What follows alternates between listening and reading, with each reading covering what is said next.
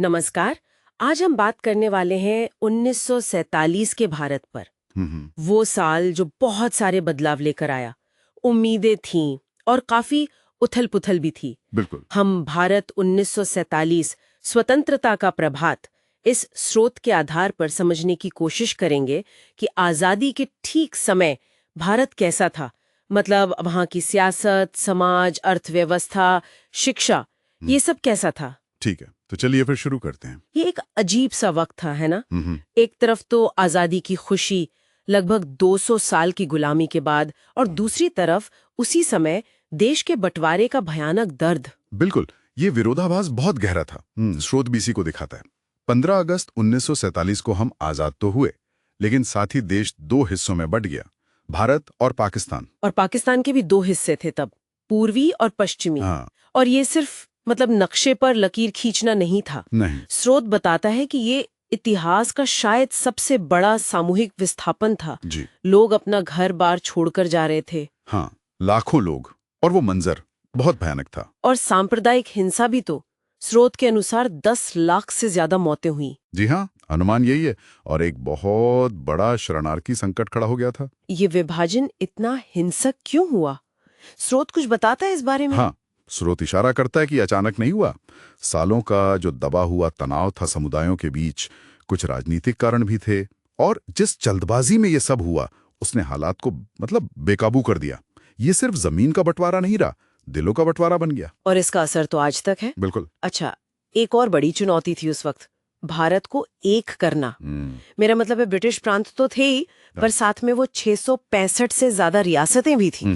जी हाँ, 565 से भी ज्यादा छोटी बड़ी रियासतें जहां राजा नवाबों का शासन था। ये आंकड़ा वाकई सोचने पर मजबूर करता है। इन सबको भारत में शामिल करना कितना मुश्किल रहा होगा। बहुत मुश्किल। और यहीं पर सरदार वल्लभ भाई पटेल की भूमिका कमाल की थी, जैसा स्रोत बताता है। उन्होंने हर तरीका अपनाया, बातचीत, दबाव, कहीं कहीं थोड़ी सख्ती भी। अच्छा। ज्यादातर रियासतें तो मान गईं, पर कुछ के साथ दिक्कतें आईं, जैसे हैदराबाद, जूनागढ़, कश्मीर।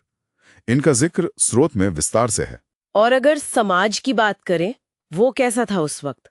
स्रोत के हिसाब से तो समाज भी काफी बटा हुआ लगता है। हाँ बिल्कुल, जाति, धर्म, भाषा, इलाका, कई तरह के विभाजन थे, गहरे विभाजन। और बंटवारे ने तो हिंदू, मुस्लिम, सिख समुदायों के बीच तनाव को और बढ़ा दिया था। जी, वो खाई और चौड़ी हो गई थी। स्रोत ये भी दिखाता है कि गांव और शहर में काफी फर्क था।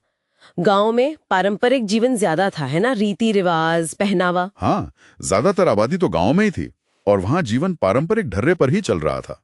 लेकिन शहरों में पश्चिमी शिक्षा का असर दिख रहा था, सोच में, कपड़ों में, रहन सहन में। और भाषाएं, हिंदी, उर्दू, बंगाली, तमिल, बहुत सारी भाषाएं थीं। हाँ, अनेक भाषाएं और बोलियां। इस विविधता को सहेजना भी एक बड़ी चुनौती थी।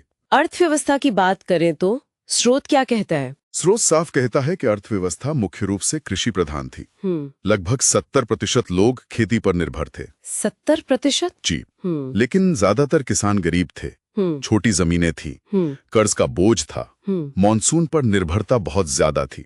और उद्योग, इंडस्ट्रीज का क्या हाल था? उद्योग बहुत सीमित थे, मुख्य तौर पर कपड़ा और जूट मिलें ही थीं। और स्रोत इस बात पर जोर देता है कि ब्रिटिश नीतियों ने भारत के अपने उद्योगों को नुकसान पहुंचाया था। अच्छा, जिसे डी इंडस्ट्रियलाइजेशन या विऔद्योगीकरण कहते हैं। हाँ, वही। मतलब उन्होंने भारत को कच्चे माल का सप्लायर और अपने तैयार माल का बाजार बना दिया। तो ये सिर्फ पिछड़ापन नहीं था, बल्कि नीतियों का नतीजा था। जी, काफी हद तक।